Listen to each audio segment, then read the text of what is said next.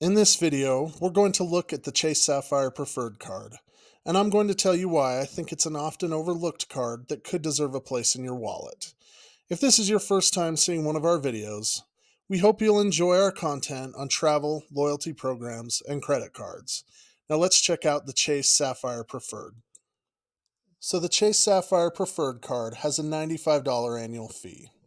It has no foreign transaction fees, and it's kind of a cheaper version of the Chase Sapphire Reserve.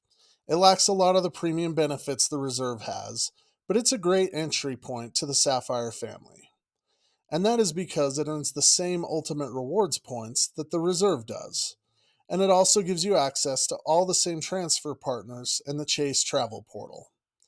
So all in all, the Sapphire Preferred offers good benefits at a low annual fee. So let's look at the standard welcome offer for the Chase Sapphire Preferred card. So the offer is that you earn 60,000 bonus points or 60,000 ultimate rewards points after you spend $4,000 on purchases in the first 3 months of having the card. Now that's the standard offer. Chase sometimes does offer elevated bonuses for this card. In fact, there's one going on at the time of recording. Sometimes it's more points, sometimes it's points and a travel credit. And also, sometimes Chase will send out targeted offers through the mail, and these can be quite a bit higher than 60,000 points. There are usually elevated offers on this card a couple of times a year, but we haven't seen an elevated offer on the Sapphire Reserve for a while. So if you ultimately want the Sapphire Reserve card, you could consider getting this card first on an elevated offer and then upgrading it after a year to the Sapphire Reserve card. So your general spending on this card gives you 1 point per dollar. But as you can see here, the card earns 3 points per dollar on dining and 2 points per dollar on general travel, unless you book that travel through Chase's travel portal, in which case you earn 5 points per dollar. Now we did a whole video on booking through travel portals and how to decide if you should book through portals for the extra points or directly with hotels instead, and we'll link that in the description below, so please check it out. Also not listed here is that you earn extra points on a couple of other things that have some caveats. The first of these is online grocery orders, which exclude orders from Walmart, Target, and wholesale clubs. This is kind of a weird category to me because it doesn't include traditional grocery shopping, which is a big category on a lot of cards, and definitely something that a lot of Chase cards don't have, grocery shopping that is. But you earn 3 points per dollar on those online grocery purchases. The other thing you get 3 points per dollar on is select streaming services. So this includes things like Peacock and Paramount Plus, but doesn't seem to include other things like YouTube TV. To my knowledge, there's no official list of what actually counts for this, but you can find data points and lists that people are compiling on their own, on Reddit, or elsewhere on the internet if you're interested. Or just charge it once on the card and see if you get 3 points for it or not. Now you also earn 5 times points on Lyft and Lyft purchases. This has been a temporary benefit that's been extended a few times, but for now, it's still 5 times points on Lyft.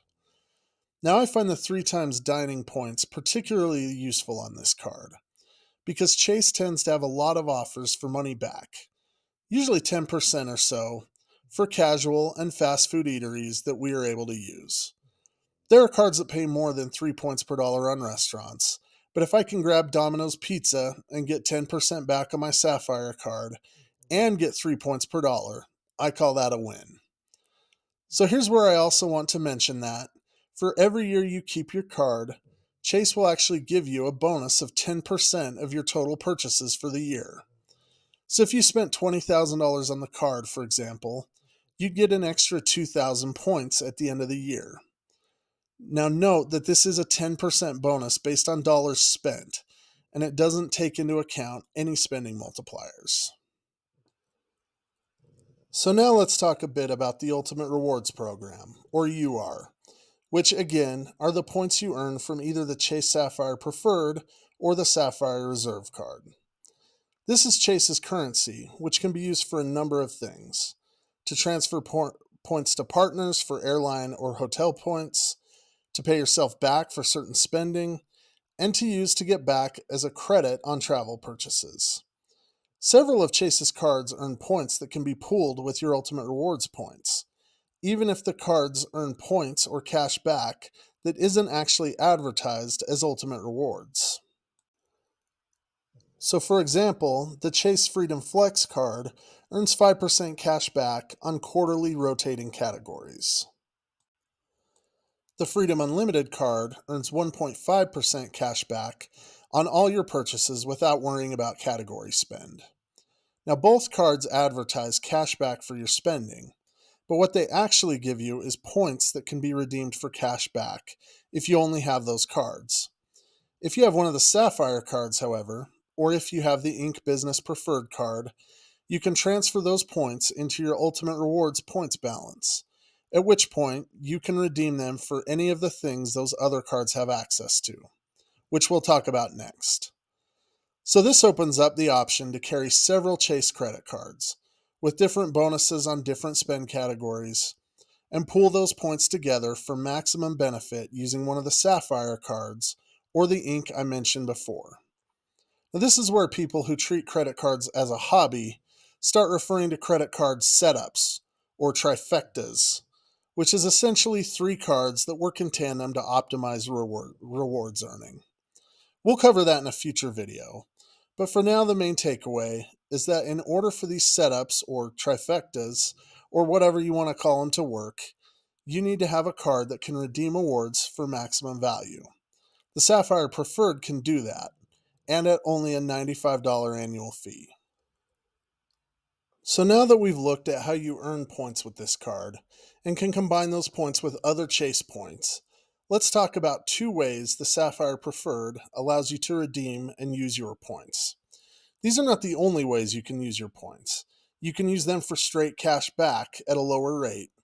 But since this is a travel-oriented video, I'm going to discuss 2 ways you can use your points for travel. One way is through Chase's extensive network of hotel and airline transfer partners, which we'll elaborate on in a minute. But basically, you can transfer your points to an airline partner, like Southwest, or a hotel partner, like Hyatt, and redeem those points with those brands, sometimes at a great value. Often there's better value to be had by using transfer partners, though this requires a lot more legwork than redeeming your points for travel credits, and is subject to availability and things like devaluation if you transfer the points before you're ready to use them. The value can vary, and it really depends on the redemption that you're able to find. So the other option we'll discuss for using your points is to apply them directly to bookings made through Chase's travel portal. Redeeming points this way gets you a 25% bonus on point value for holding the Sapphire Preferred card. So you get 1.25 cents per point off the cost of your travel.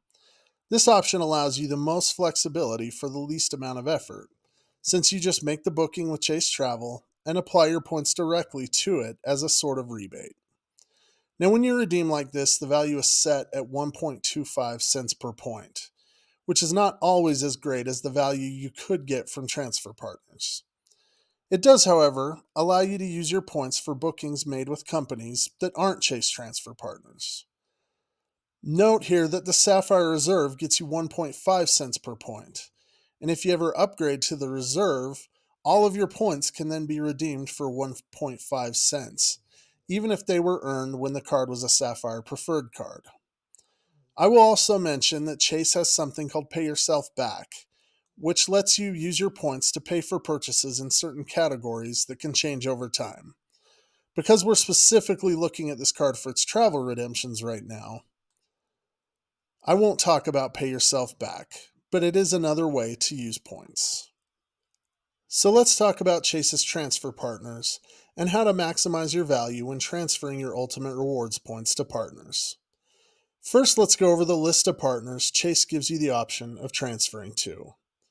So there are several airlines: Aer Lingus, British Airways, Emirates, Air France or KLM, which is the Flying Blue program, Iberia, JetBlue, Singapore Air, Southwest Airlines, United, Virgin Atlantic, and Air Canada. There are also 3 hotel chains you can transfer to: the IHG program, the Marriott Bonvoy program, and the World of Hyatt program. Now, you can actually indirectly transfer to 2 more airlines as well: Finnair and Qatar Airlines. Aer Lingus, British Air, and Iberia all use a frequent flyer currency called Avios, and Qatar and Finnair also use this currency. Once you've transferred Ultimate Rewards points to one of the 3 partners that Chase can transfer to, those points become Avios and can be freely transferred among the 5 airlines. This gives Chase a pretty extensive list of airlines, and some great hotel brands too. So how do you decide if it's better to use your points for a travel credit, or if you should transfer them to partners? Well, when looking at if it is worth transferring, it's good to keep in mind that Ultimate Rewards points are worth 1.25 cents per point, or 1.5 cents per point if you have the Sapphire Reserve card, if you redeem them directly with Chase for travel. Based on this valuation, any transfer you do with partners should yield you at least 1.25 cents per point in value. Now, looking at the list, you might think that IHG and Marriott will never be worthwhile transfer options, given the 1.25 cents per point valuation. And at first look, that does seem to be true. But let's take a closer look at the whole picture. My wife and I use the Marriott program a lot, but I will be first to admit that getting 1.25 cents per Marriott point as a redemption value is very rare and becoming less and less likely. That said, if you transfer to Marriott, you can take advantage of your status with Marriott, get credit for your nights toward your status, and take advantage of the 5th night free when redeeming points. This could, maybe, tip it over the edge and make it worthwhile. Maybe. Now, we made a video on the value of Marriott points and how to stretch and quantify that value, which I'll link below if you want to check it out after this one. Either way, it's a good idea to always keep this 1.25 cents per point value in your mind to stop you from transferring for suboptimal redemptions. Another thing you can do is take advantage of Chase's frequent transfer bonuses to increase the value you gain from transferring your points. My wife and I transferred a bunch of points to British Air last year and booked a couple of awesome redemptions in premium economy on Qantas and business class on Japan Airlines. And we took advantage of a transfer bonus to further increase the value we were getting from our points. This is one of the best things about transferable currencies. Not only are they flexible, they also have frequent bonuses of 20, 30, even 50% or more that you can take advantage of. Okay, so we've talked about the basics and point earnings of this card. Now let's look at some of the other benefits that this card has. The Sapphire Preferred gives you a $50 annual credit for hotel stays purchased through Chase Travel. You also get a free Dash Pass and $10 off per month on non-restaurant DoorDash orders. And finally, the Sapphire Preferred offers several travel and purchase protections, including primary car insurance, baggage delay, and trip cancellation coverage. Now, I'm not an expert on insurance coverage on this or any other card, so please check out the terms and conditions of the coverage before you start using the card for things you may need to be covered. Now, this is not an exhaustive list of everything that Chase advertises with this card, but I think we've covered the features and benefits that most people are likely to use and care about. So, is the Chase Sapphire Preferred card worth it?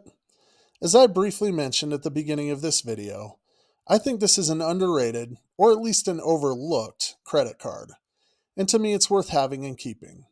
On the surface, it seems like a $95 card with a $50 credit, a few benefits, and some spend multipliers that are okay, maybe not great. But when you consider the card allows you access to Chase's transfer partners, some of which are exclusive to Chase and quite lucrative, and that you can use this card to pool your UR points from other cards that may earn better, I'd say this card at least merits a close look, assuming you don't have or don't intend on getting the Sapphire Reserve card. For us at least, this card is a great addition to our wallet and well worth the annual fee. And if you enjoyed this video, we'd love it if you would like the video and consider subscribing to the channel. It helps promote our channel and helps us decide what content to make. Check out our other videos on credit cards and travel programs linked below. Thanks for watching.